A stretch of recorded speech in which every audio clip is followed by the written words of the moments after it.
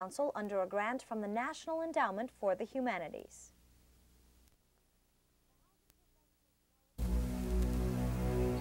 The housing professionals know it as resegregation. The public knows it simply as white flight. It has a past, a present, and unfortunately, a future. No matter the region of the country in which it occurs, the symptoms are identical and the results are inescapable. A black family moves into an all-white enclave and the process is set in motion. There is the threat, or in many cases, the realization of violence. Lawns become infested with for sale signs as white families begin to leave the neighborhood in an epidemic of panic selling.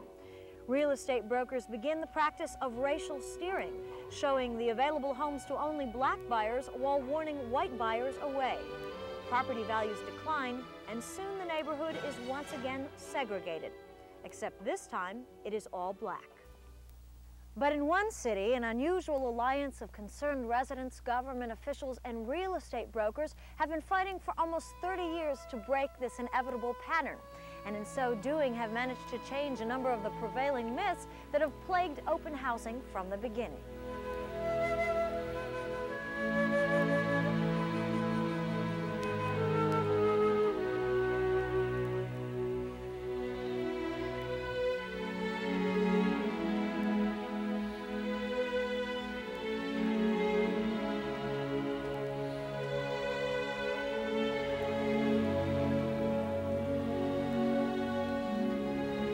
These houses should be dilapidated by now. Their lawns, litter-strewn mudlots.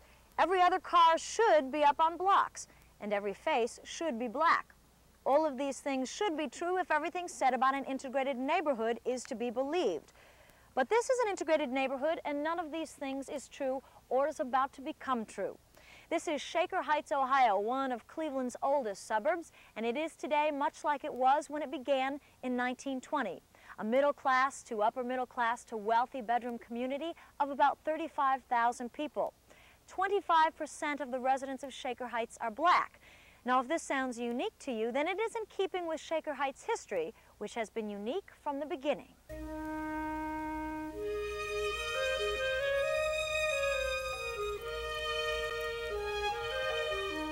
Shaker Heights derives its name from a religious sect whose members, when in a trance, would shake.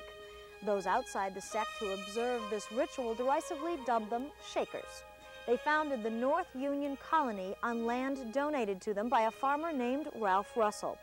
A wealthy communal sect, they believed in total abstinence from sex to such an extent that men and women were even buried in separate halves of the cemetery.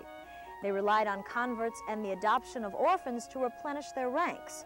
As a result of their celibacy, however, there were only 27 members left in the Valley of God's Pleasure in 1890. The sect sold their land here, and their leader, Eldris Kleiman Minor, led them to an existing Shaker community in Lebanon, Ohio. It is an ironic footnote that the Shakers, in a time of racial bigotry and intolerance, believed in the doctrine of racial equality.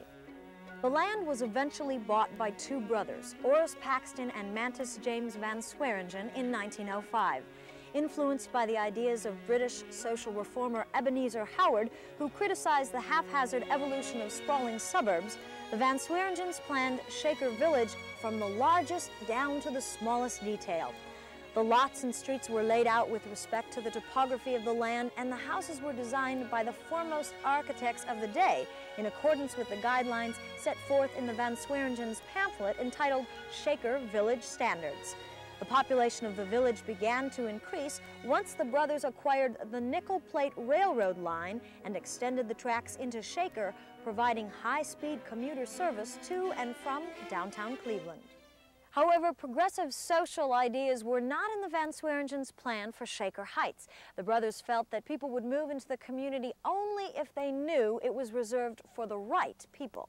People who would share their social outlook, people who would share their social values, and the negative side of that, of course, was the understanding that certain so-called undesirable elements, not named but assumed to be Jewish, Italian, Roman Catholic, black, would not be living in their neighborhoods. My research has turned up 3 incidents between 1924 and 1925, interestingly involving black buyers in the community. The first of these involved the sale of a large farm by an individual named Percy Hills, located in an area that's not part of Shaker Heights today. It was out at the intersection of what would now be Richmond Road and Chagrin at that time being called Kinsman Road. And an agent of the Van Swearingen Company named John Hecker sold 302 lots from the Percy Hills farm to black buyers. And Otis Van Swearingen apparently had some second thoughts about this and decided that it could not be, and instructed his agent to buy back the lots from these black purchasers before homes were built on them.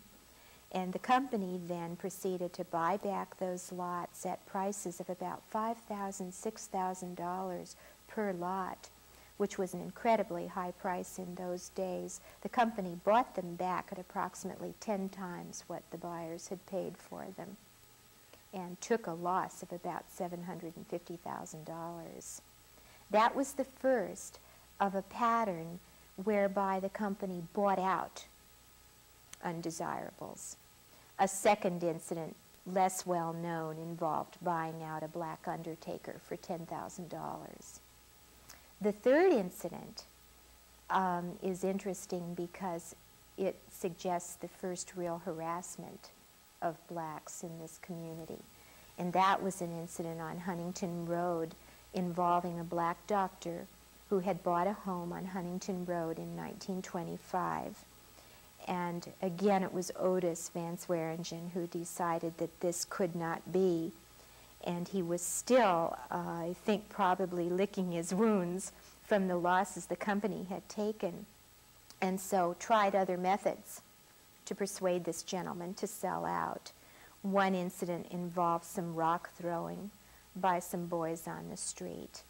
And apparently that night, the doctor's chauffeur came out of the house and fired a gun in the air to scare them away, I suppose. The police were called in. The police then stationed a 24-hour patrol outside the doctor's home. Everybody going in and coming out was searched. And that kind of pressure had its desired result. He was persuaded to sell. That was in 1925.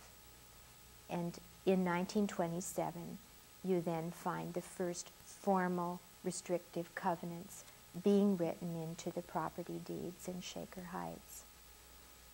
Shaker eventually gained a sizable Catholic, Jewish, and ethnic population, although at the end of the 50s, the numbers of blacks living here was negligible. As the white neighborhoods of Cleveland that surrounded Shaker began to undergo racial change, the suburb began receiving its first black families.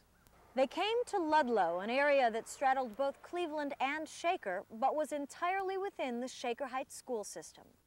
I have 4 children, and the schools, of course, are very important to us. I wanted them to not only get the benefits of a good education, but also be in school with people with whom they would go to college, hopefully, and with whom they would compete after they finished school. I thought it was very important that they learn not only the school lessons, but the lessons of life.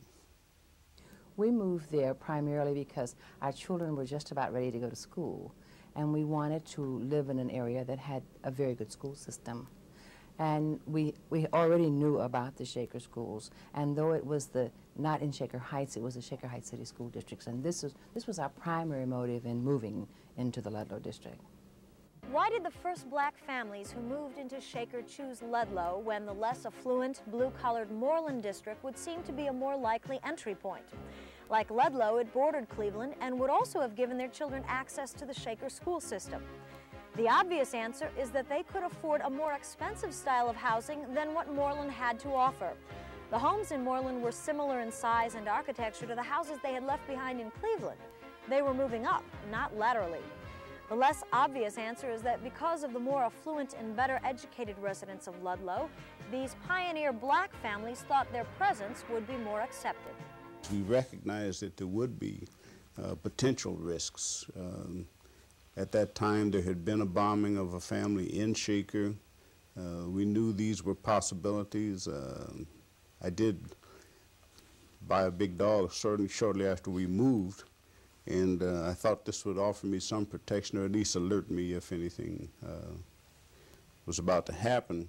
But we found the reception was very pleasant. It was not nearly what we expected. I think there are a few kooks in this world that would do things, but for the most part, people accepted me for a person that I am, and I think I proved to be an asset to the community. A lot of racism is very subtle. I think there's been a great degree of acceptance in terms of people of other nationalities, other races and religions. However, when it comes to someone moving next door, I think that's when really the feelings begin to erupt. It was only after we had been there for some time that we began to interact with our neighbors and discover that there were those of us who had a great deal in common.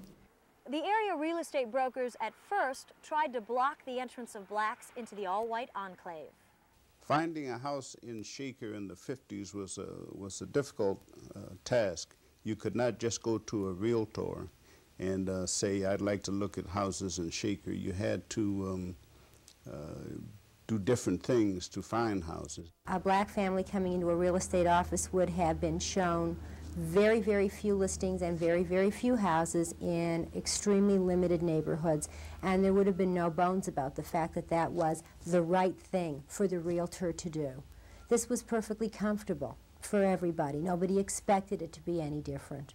You either had to know someone that was selling a house, or you had to really dig up the house yourself just about to find it. And even then, there was no guarantee that you could buy it. The seller might not want to sell it to you. The banks probably wouldn't want to loan you the money to buy the house, so you had to really overcome a lot of obstacles to find a house.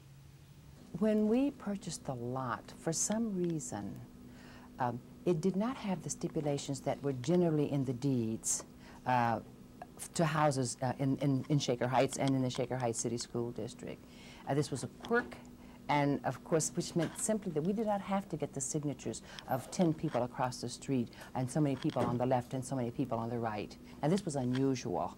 When the first black families moved in, immediately the real estate community said to themselves, well, obviously no white families would ever want to live here, and immediately took all of their white families out of those neighborhoods. Blacks, finding the area accessible and the atmosphere non-hostile, began to move in at a rate that would have made Ludlow 84% black in 10 years. But this did not happen. Not wanting to see their community go the way of so many others, the residents banded together and formed the Ludlow Community Association. Obviously, there was a lot of concern about property values, and certainly certain unscrupulous realtors did a lot to fan the fears that people had that property values were going to decline as a result of blacks moving in.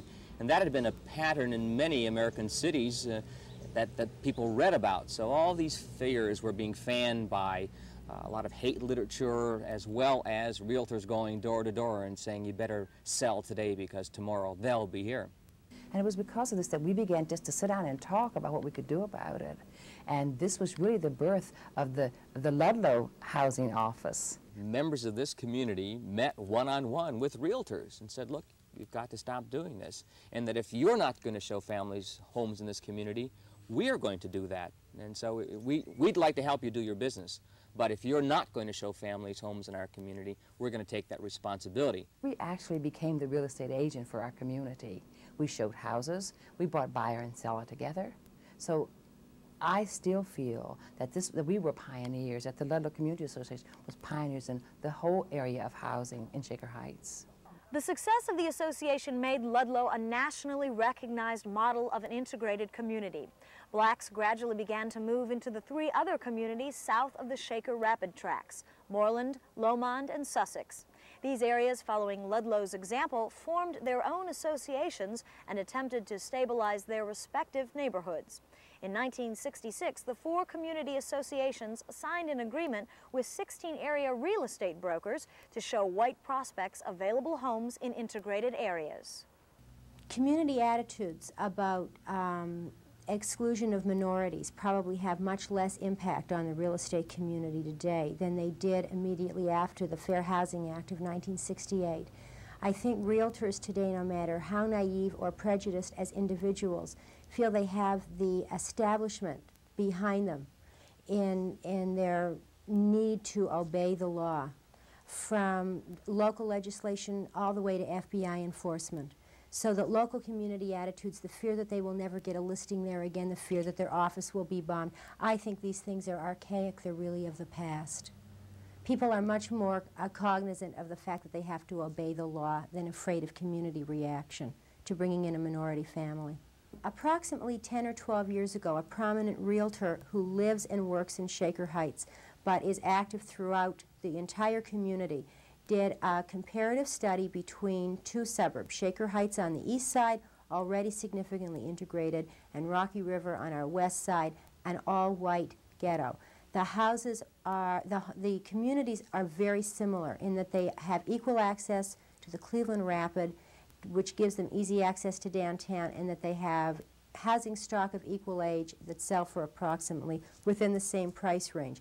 His study showed that Rocky River, as an all-white community with the same appeal and the same services that Shaker Heights has, had appreciated at a slower rate than Shaker Heights values did. In 1967, the 4 community associations were merged into the Shaker Heights Housing Office.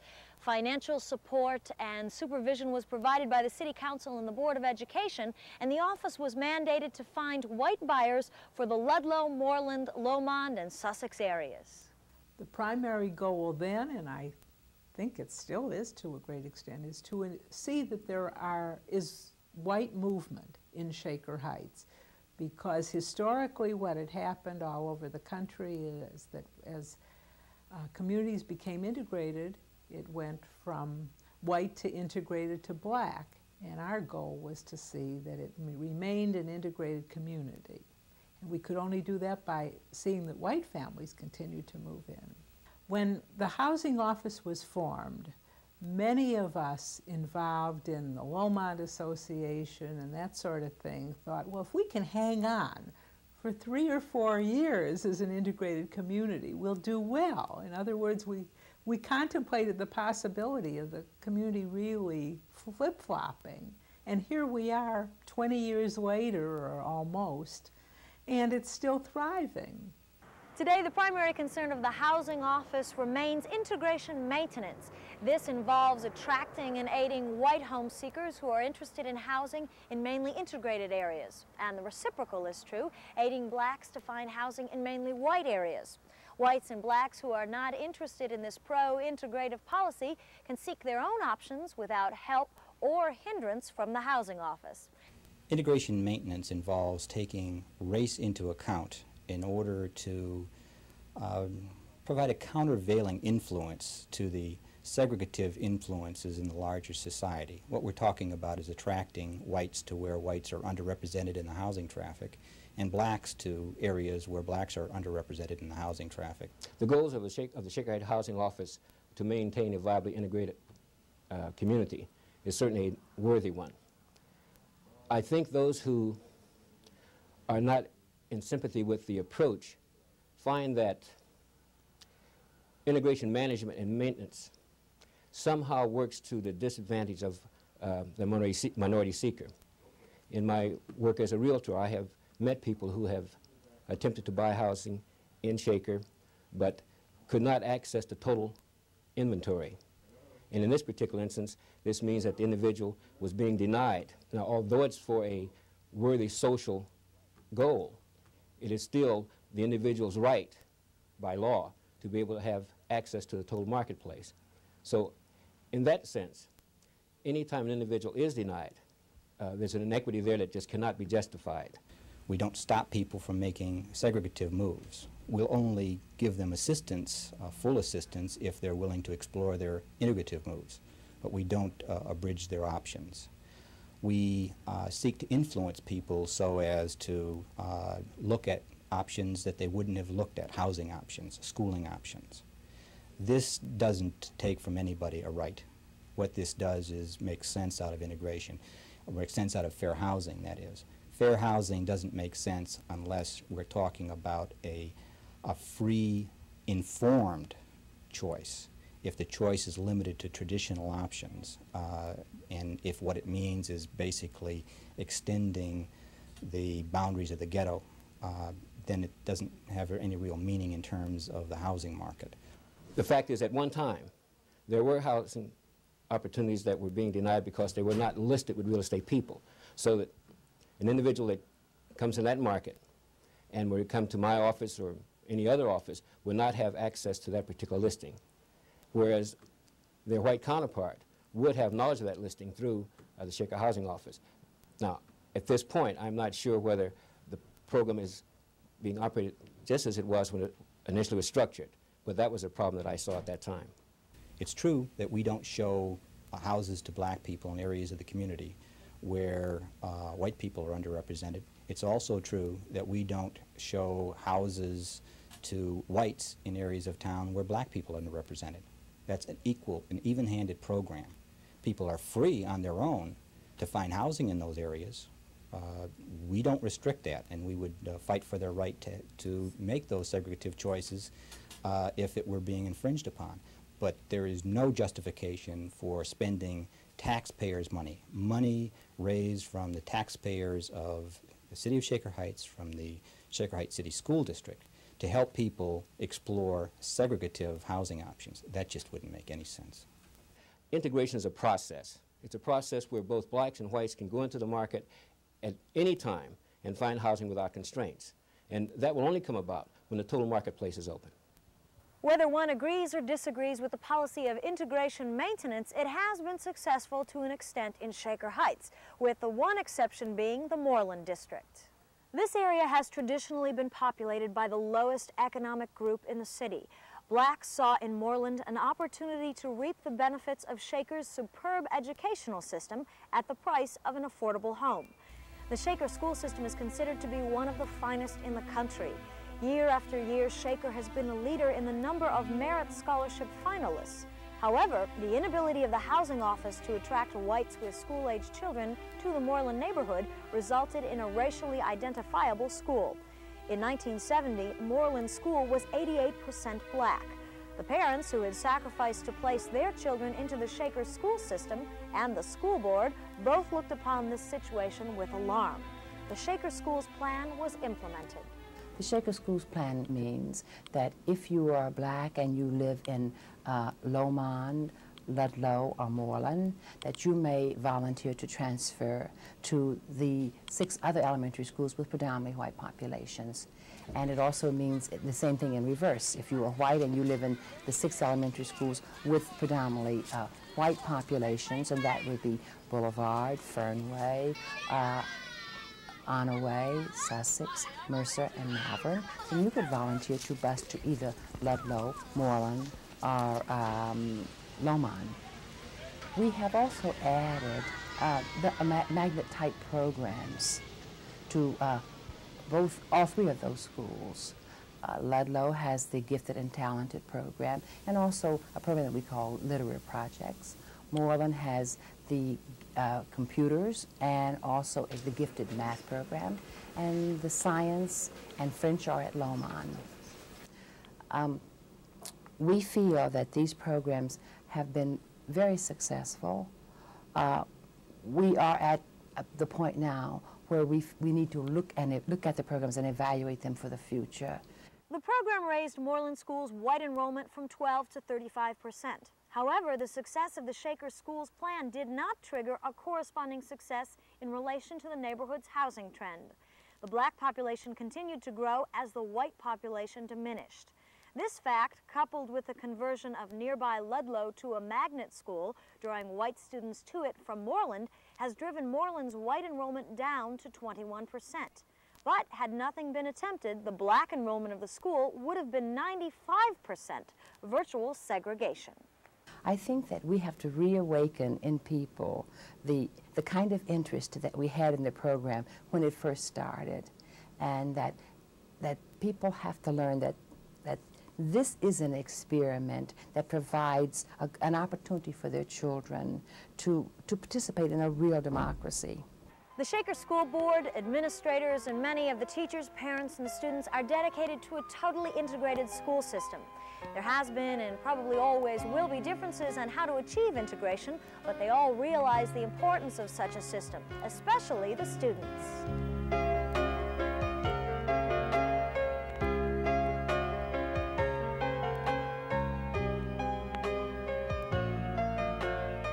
What is the future of integration in Shaker Heights? Will it become an historical footnote as a social experiment that failed, like the experiment of the Shaker sect that first settled the land?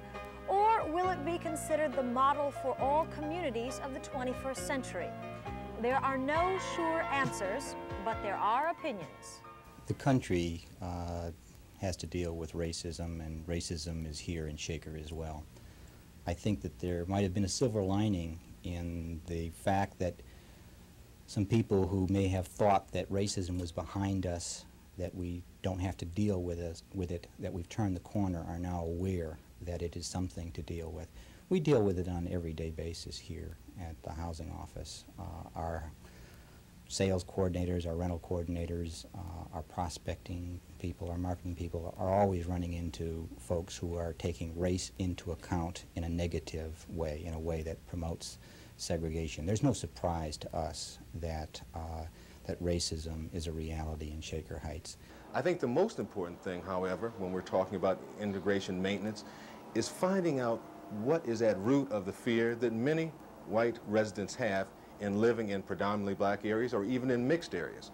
You have to get to those fears and address them and let those, and quite frankly, alleviate the fears by letting people know that to live in an integrated environment is a positive.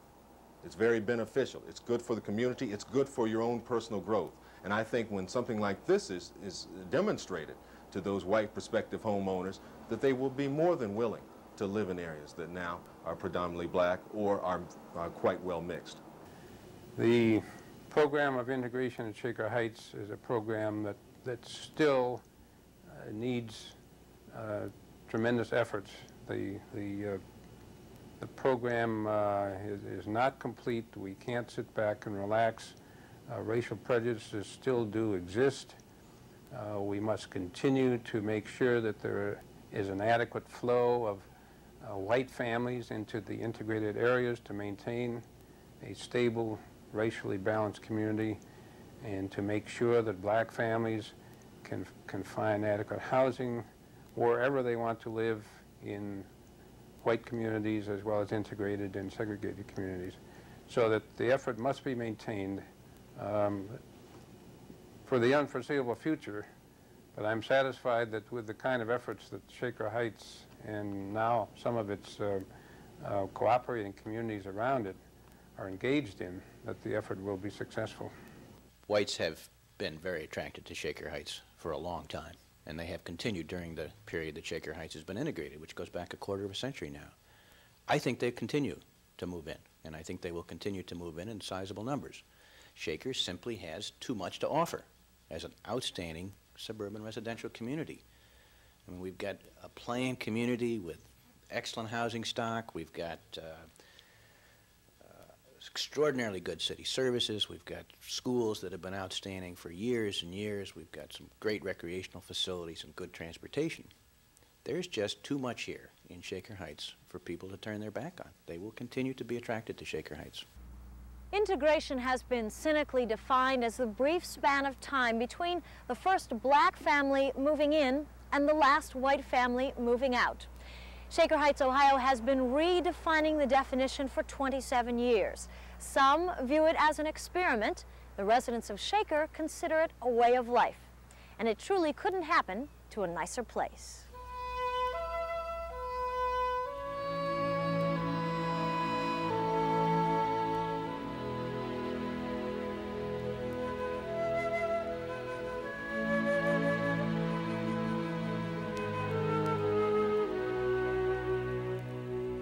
Let us show you Shaker Heights. The staff of the Shaker Housing Office would be pleased to give you a personal tour of schools, parks, homes, and to introduce you to Shaker residents.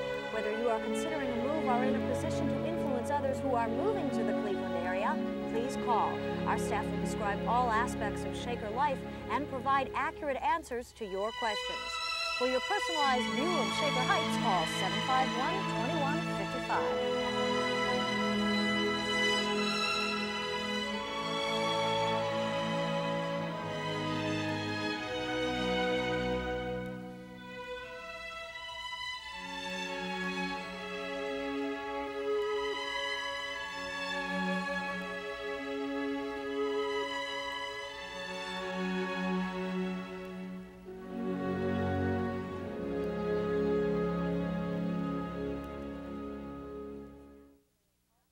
This program has been made possible in part by the Ohio Humanities Council under a grant from the National Endowment for the Humanities.